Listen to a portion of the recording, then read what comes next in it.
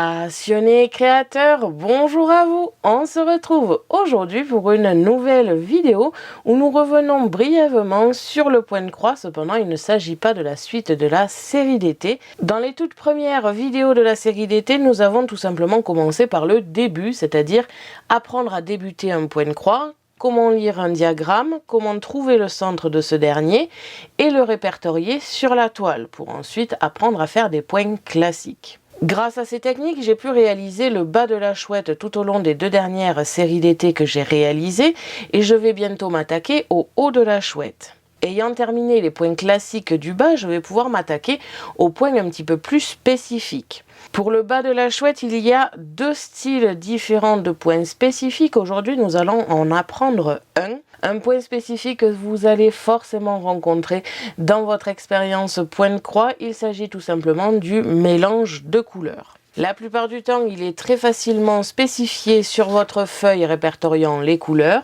Ici, pour les points basiques, vous avez un numéro qui correspond à la couleur, suivi ici du symbole qui sera sur le diagramme. Pour le mélange de couleurs, il s'agit de la même pratique. Nous avons premièrement un symbole ici que nous pourrons retrouver sur le diagramme du modèle et enfin les couleurs correspondantes. Par exemple, pour le petit rond en haut, il s'agira de la couleur numéro 11 et 15 que l'on peut facilement retrouver ici. Au même titre, pour le pourcentage, nous aurons besoin de la 15 et de la 16, pour le 3 de la 16 et de la 17, et enfin pour l'ovale de la 19 et de la 20. Sur un point classique, vous allez utiliser deux brins et faire votre croix. Ici, pour un mélange de couleurs, vous n'allez pas utiliser 4 brins, c'est-à-dire 2 brins de chaque couleur. Au final, vous utiliserez toujours 2 brins. Un brin d'une couleur, un brin de l'autre. Si je reprends l'exemple ici du petit cercle avec la couleur numéro 11 et 15, nous allons avoir un brin de couleur numéro 11 et un brin de couleur numéro 15. Une fois que vous avez fait votre mélange de couleurs, donc il suffit tout simplement de prendre un brin de chaque, nous allons réaliser un point de croix tout à fait classique. On va faire une croix sur notre modèle à l'endroit où nous sommes censés mettre ce mélange de couleurs. C'est un point très populaire que vous allez rencontrer sûrement à chaque fois que vous allez faire un point de croix. Peut-être que les modèles les plus simples et les plus enfantins n'en auront pas, mais pour des modèles un petit peu plus travaillés, c'est sûr et certain que vous allez le rencontrer. Comme je vous l'ai dit, ce n'est pas compliqué, vous allez avoir la même utilisation qu'un point classique, à la seule différence c'est qu'il faut penser à faire vos mélanges de couleurs avant. Dans l'idée, je vous aurais bien conseillé de faire plusieurs mélanges de couleurs dès le départ. Cependant, vous allez avoir du mal à déterminer combien de fils vous aurez besoin. Je vous conseille donc toujours de réaliser ce mélange au moment où vous allez vouloir le faire. Étant donné que de toute façon, la plupart du temps, on va venir séparer nos brins car il y a 6 brins et il va falloir en prendre 2, ça ne fera pas grand-chose de plus de séparer et de n'en prendre qu'un dans 2 couleurs différentes. Si vous voyez que sur votre modèle, vous avez une grosse zone à faire en mélange de couleurs, alors vous pouvez en préparer 2-3 fils d'avance. Comme ça, au moins, vous n'aurez pas besoin de le refaire à chaque fois. Ici, ce sont plutôt des petites lignes un peu éparpillées, donc ce n'est pas dit que je fasse des couleurs d'avance. Je vais maintenant réaliser mes premiers mélanges de couleurs pour cette toile. Et ensuite, en accéléré, je vous réaliserai un petit peu le bas de la chouette. Je ne vais pas faire la totalité aujourd'hui, mais c'est juste pour vous montrer un exemple ici dans un cas réel.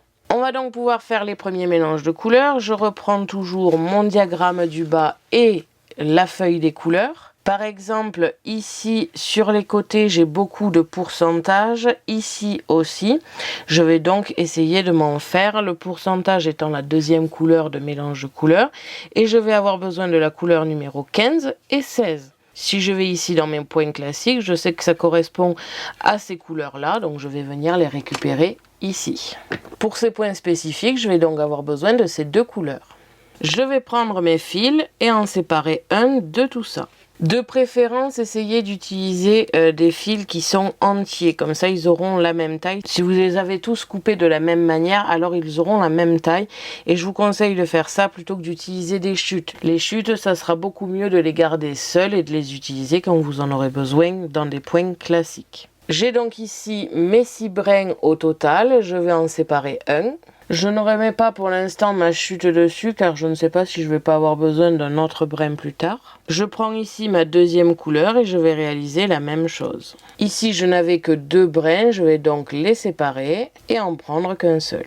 Je viens récupérer mes 2 brins, je les mets l'un à côté de l'autre à la même hauteur. Et j'ai ici mon mélange de couleurs composé de la couleur numéro 15 et 16. En règle générale, je réalise des nœuds sur mes toiles tout simplement parce que pour débuter, je trouve que c'est beaucoup plus simple d'utiliser des nœuds au départ plutôt que de tenir à l'arrière pour ensuite faire son modèle devant. J'utilise souvent cette technique si j'ai oublié un point ou autre parce que j'ai pas envie de me prendre la tête à refaire un nœud, donc je fais avec cette technique-là. Mais en règle générale, je réalise des nœuds. Pour le mélange de couleurs, ça sera vraiment très pratique, étant donné qu'au moins vous êtes sûr que ça restera toujours ensemble. Après, bien sûr, si vous êtes habitué à maintenir votre fil à l'arrière et de ne pas faire de nœud, continuez dans cette technique, ça ne gêne absolument pas. C'est juste que personnellement, je préfère les nœuds. Je réalise donc mon nœud et ensuite nous allons pouvoir faire nos points classiques. Mon nœud est réalisé, je viens ici prendre mon aiguille, mon enfile-aiguille. J'y passe mes 2 brins et voilà, mon mélange de couleurs est maintenant prêt et je peux réaliser mes croix tout à fait classiques. Comme précisé tout à l'heure, si vous avez une grosse zone ici qui doit être fait avec le même mélange de couleurs ou tout simplement quand vous avez terminé de faire vos points en mélange de couleurs et qu'il vous reste du fil, vous pouvez utiliser un autre petit carton en spécifiant bien que c'est un mélange de couleurs. Comme ça, cela vous permet d'y mettre ici vos prévisions de fil, même si, comme je vous l'ai dit, ça va vraiment dépendre des conditions parce que je ne vous le conseille pas pour ne pas prendre trop de fils sur les fils qui devraient être utilisés de façon classique. Étant donné que le pourcentage est souvent utilisé et qu'ici il me reste un brin tout seul, je vais venir réaliser un deuxième mélange de couleurs et le positionner sur un carton spécifique. Donc voilà, j'ai réalisé mon petit carton avec un fil déjà mis dessus. Fil d'ailleurs où j'ai réalisé un nœud. Encore une fois, je ne vous le conseille pas si vous ne savez pas combien de fils vous aurez besoin, car cela devra être coupé pour pouvoir les séparer à nouveau. Et donc ça fait un petit peu du gaspillage de fil. Je ne vous le conseille donc pas si vous ne savez pas combien de fils vous allez utiliser. Ici, comme je vous l'ai dit, le pourcentage est très utilisé pour le bas de la chouette. Et de toute façon, je pense qu'il sera aussi utilisé pour le haut de la chouette. Donc dans tous les cas, ce n'est pas perdu.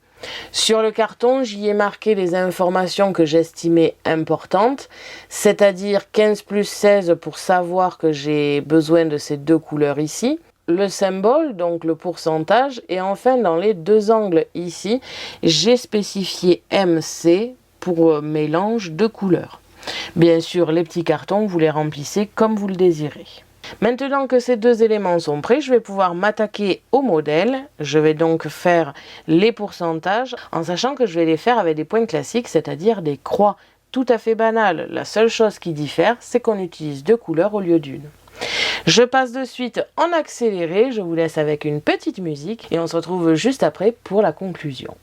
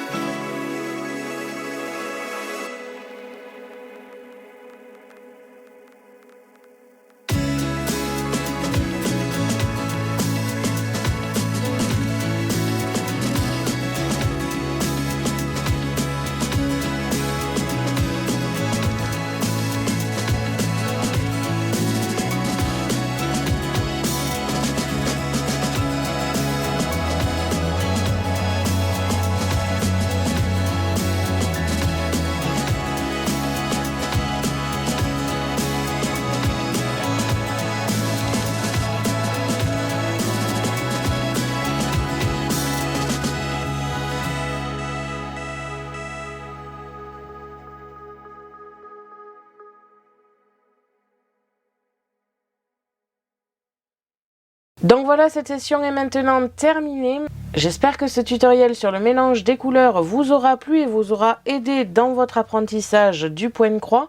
Ce n'est pas spécialement compliqué, il suffit juste de penser qu'il vous faut seulement un brin de chaque couleur et ensuite de faire des croix tout à fait classiques. J'ai pu terminer ici dans cette session toute la partie du corps de la chouette en bas avec le symbole %. Et comme d'habitude, soit je vais pouvoir en faire dans mon temps libre et je le ferai, soit ce sera pour l'année prochaine dans la série d'été. J'espère que ce troisième tutoriel pour débuter le point-croix vous aura plu et vous aura aidé.